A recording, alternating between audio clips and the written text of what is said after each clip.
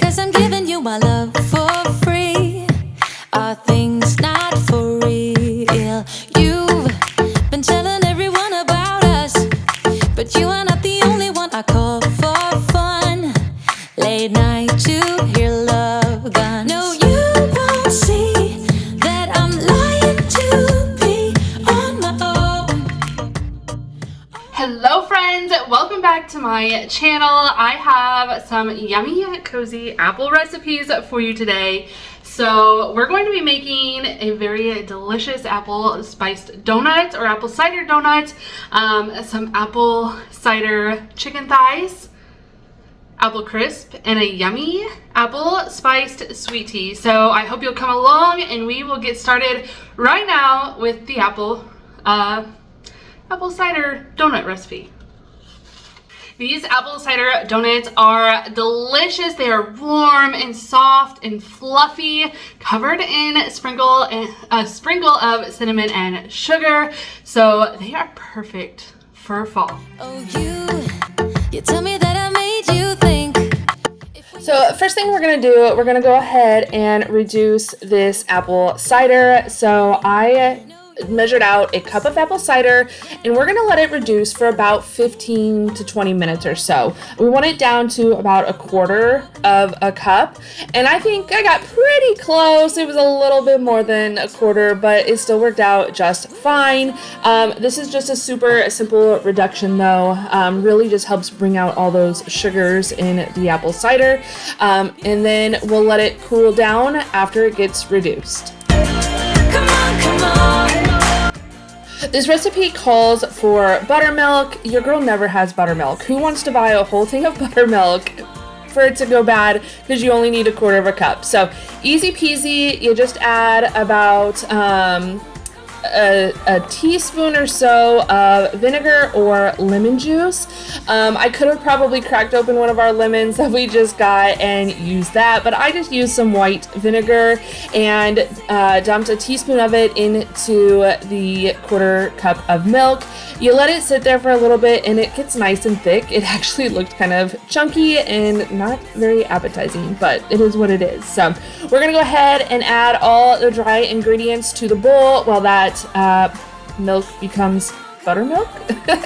I think it's basically just to make it sour. So I've also heard of using sour cream as opposed to actual buttermilk. So, you know, whatever you have on hand is probably going to work just fine as a substitution if you don't want to buy actual buttermilk. But anyway, once we get those dry ingredients going, we're going to go ahead and move on to the wet ingredients and add them to another bowl separate from the dry ingredients. Stop. Yeah, I know I did you wrong, but I learned my lesson. Now what if we could move on? This recipe is so easy, you guys, and my family absolutely loved it so much. So once you get those wet ingredients kind of whisked together, you're gonna go ahead and stir them into the dry ingredients. Now, do not overmix. You want that flour to basically become coated with the wet ingredients, and that's it. Once it is completely coated, stop mixing. Do not overmix your batter. It's very, very important. I also am using donuts pans. They're not really pans, they're silicone. And they were really, really flimsy, but I'm gonna tell you what, they worked really well and they were really stinking cheap. So I will leave those linked in my Amazon storefront for you guys if you guys are interested in these. It did come in a little 3-pack and I think it was like $8. So I don't know. I also didn't have any spray. So I just used some cooking oil and rubbed them in the inside of them. Did I need that in the silicone? Probably not, but it worked out just fine. Now I'm trying to do something to make it easier to get it into the pan, and I'm putting it into this bag, kind of like a piping bag for frosting. You just put it all in the bag and then cut the tip off and squeeze it into the donut pan. So it makes it super easy. Another tip from Tammy, when you are using these silicone donut things, you're gonna want to make sure that you have a cookie sheet underneath of them. just to help support them because they are kind of flimsy. I think pretty much any silicone is that way. So yeah, and then you're just gonna go ahead and top those off about 3/4 of the way, filling them, and then we're gonna go ahead and pop them into the oven.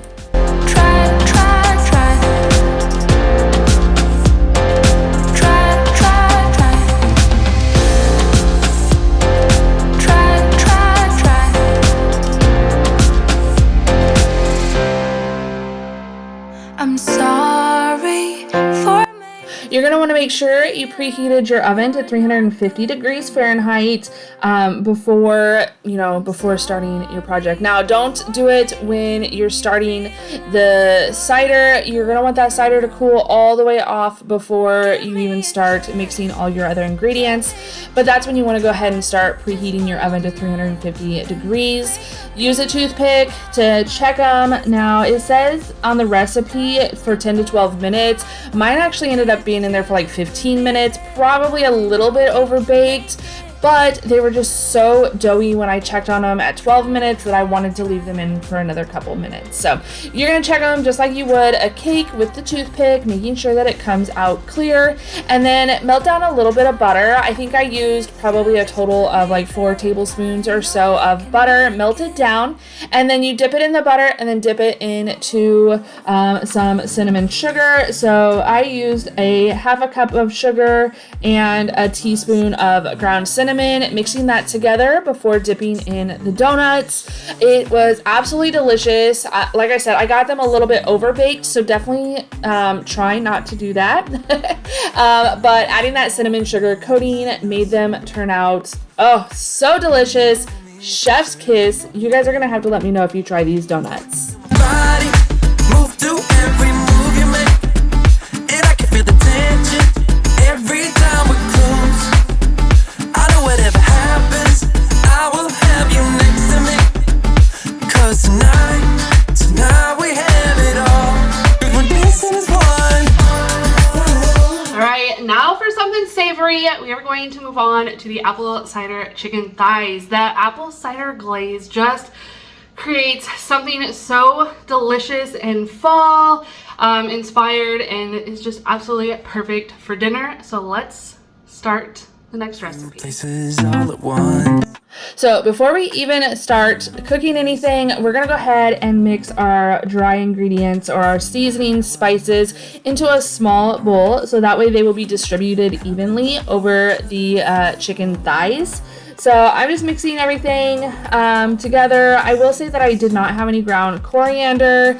I forget what I substituted it with. I don't know. I just, my store was out. I didn't feel like finding it, to be honest, and so I just made it easy for myself and substituted. I feel like I put in maybe some extra oregano. I don't remember. I don't know what coriander is. You guys don't come for me. But yeah, so if you don't have something, it's okay to substitute it. It still turns out really, really good, absolutely delicious. So I'm gonna tell you what, I was heavily surprised by this meal. I really, when trying to find recipes for this video, I was really struggling with finding something that included apples, something that is sweet, turning it into something savory. And when I came across this, I was like, okay, that looks absolutely delicious. Now, I am not a thigh girly. I just am not really a fan of dark meat chicken. I typically eat a chicken breast. That's usually, the only thing I'll eat. However, I did give it a try, and I was pleasantly surprised. My family absolutely loved this meal. I mean, they devoured every last bit. There was no leftovers. I was so surprised that they ate it all, including my husband, who is actually pretty picky. The man will eat a lot of things, including chitlins, if you know, you know. But for whatever reason, the simplest of things he will not eat. such as squash or zucchini or cottage cheese of all things. So anyway, we're gonna go ahead and heat up a pan or skillet with some olive oil, and we're gonna lay out those chicken thighs, and let them cook for about 5 minutes. You're gonna want to season the one side while it's cooking, and then after that 5 minutes is up, go ahead and give them a flip and dump on the rest of your seasonings. Now, while they were cooking for those 5 minutes, I decided to use my time, kill two birds with one stone type of thing, and went ahead and cut up the apples down to 1/4-inch slices. So chicken thighs are done at 165 degrees, so definitely make sure you check that out. I got this meat thermometer at Kohl's, I think like a year or so ago. It has really been a game changer. I used to overcook my meat all the time, and this has really helped that. So anyway, once your chicken is all cooked and ready to go, you're gonna go ahead and remove it from the pan. Leave all those yummy drippings. That is all flavor, you guys, all flavor in the bottom of your pan. And we're gonna add in some butter and brown sugar. And then we're gonna let that butter melt before adding in your onion and your apples. So we're gonna go ahead and let those cook down a little bit before adding the chicken thighs back into the pan.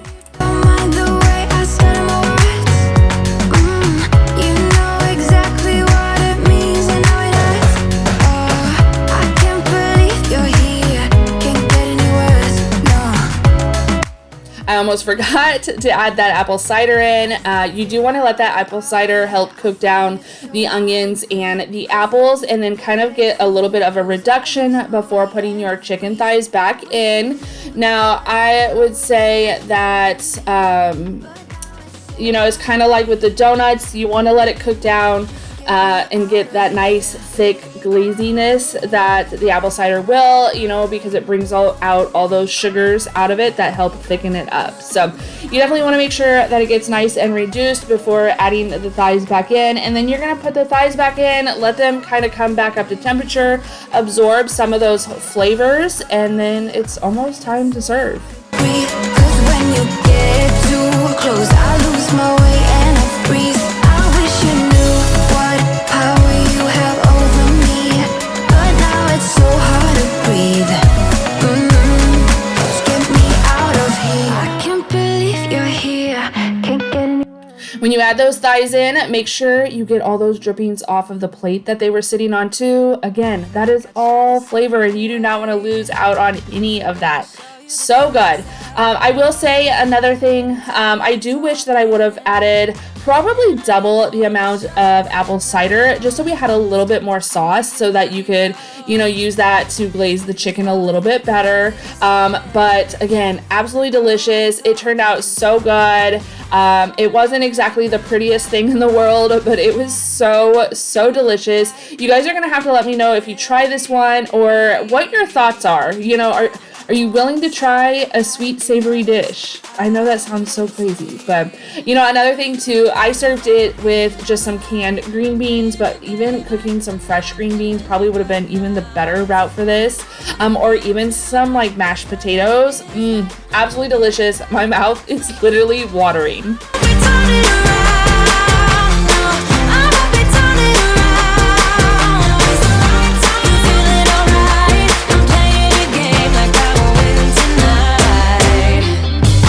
I'll do it on my way. Next up is a fall classic apple crisp. So with that sweet, crunchy crust, it is absolutely delicious and perfect for this time of year.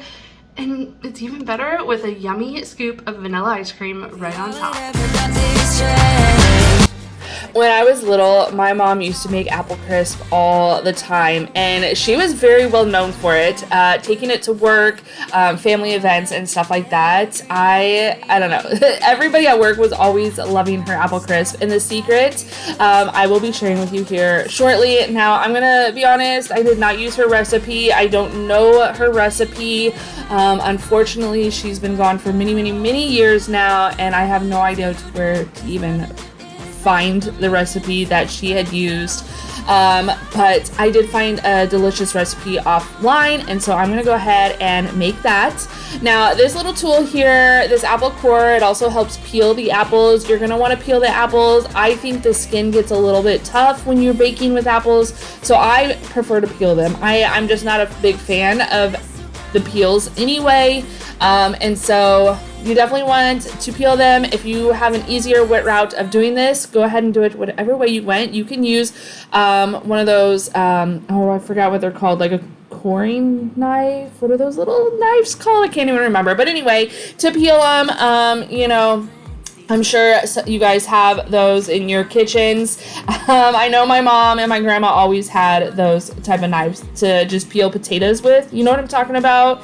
And so, yeah, you could totally use that on the apple. But this thing is such...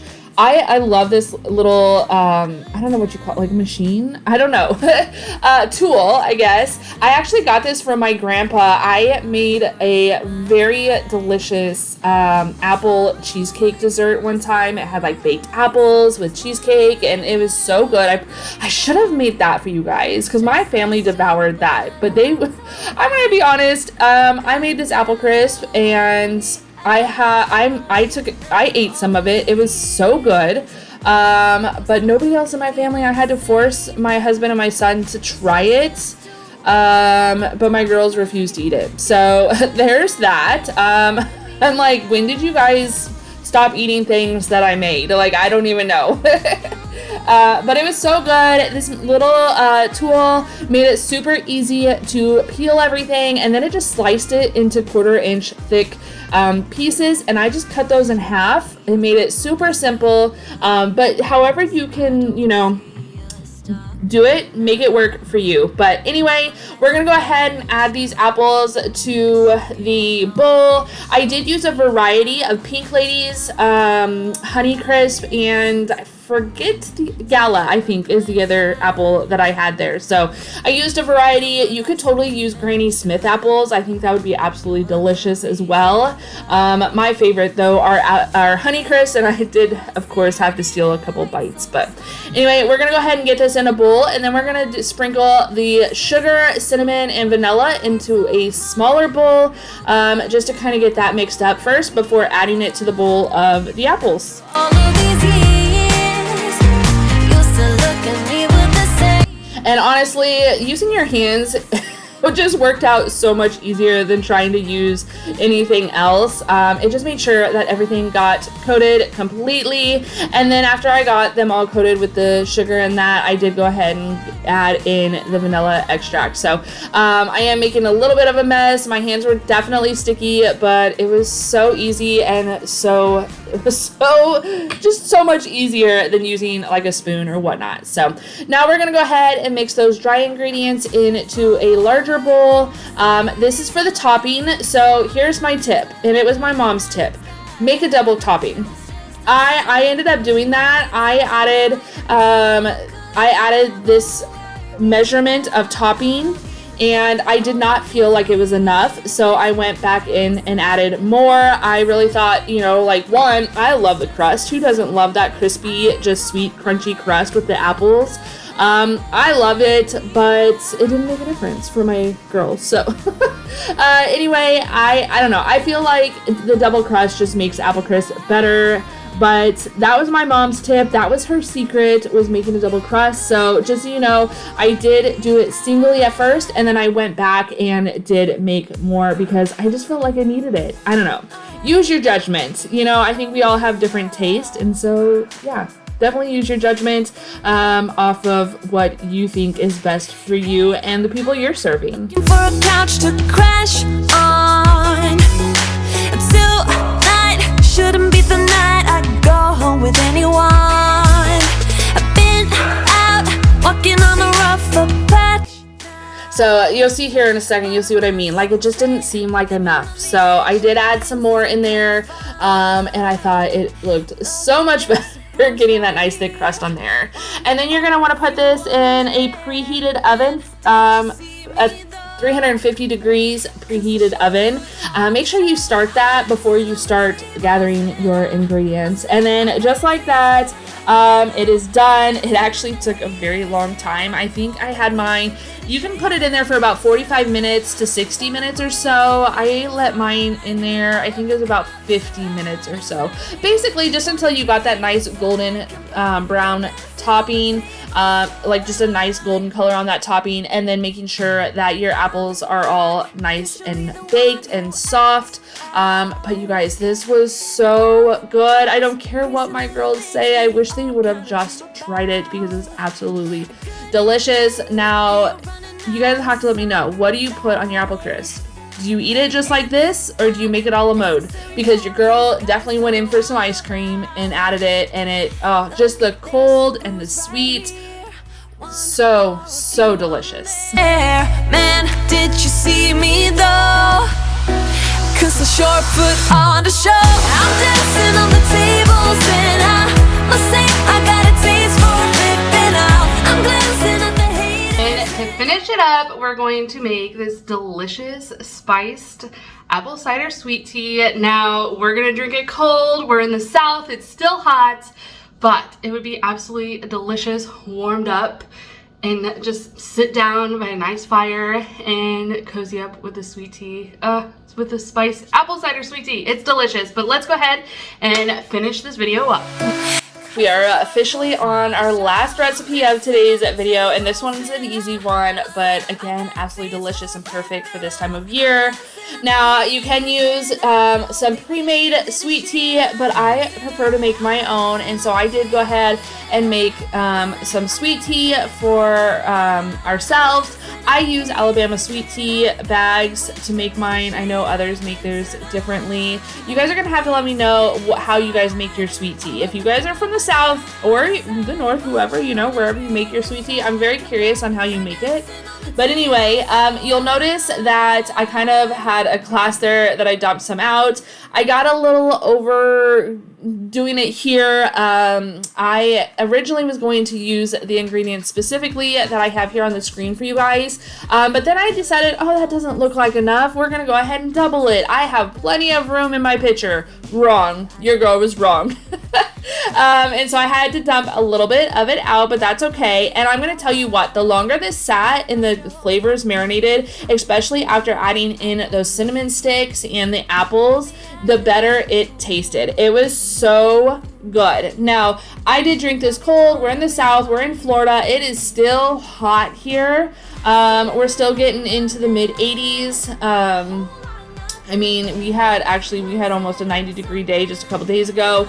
But anyway, and then you can go ahead and add in your Canadian Dry or your ginger ale.